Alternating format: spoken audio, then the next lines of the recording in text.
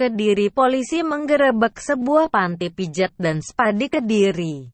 Dari sebuah room polisi mendapati praktik seksual bertiga threesome yang dilakukan seorang pria dan dua terapis. Ternyata panti pijat di Kecamatan Gampeng Rejo itu hanyalah kedok. Panti pijat bernama The Glamour itu merupakan kedok untuk prostitusi terselubung. Penggerebekan tempat pijat dan spa ini berdasarkan informasi masyarakat bahwa di salah satu tempat massage dan spa di Kabupaten Kediri melayani pijat plus.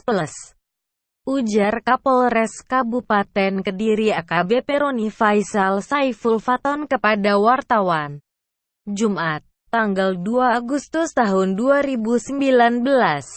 Dalam penggerebekan itu, polisi mengamankan pemilik panti pijat yakni Lian Permata Putra, 32, warga Perum Wilis Indah, Kelurahan Mojoroto, Kota Kediri. Polisi juga membawa 4 terapis untuk dijadikan saksi. Pemilik panti pijat kami amankan, kata Roni. Simak juga, geger kos, drive-thru di Blitar jadi spot mesum pelajar. Gambas, video 20 detik. Fatyu,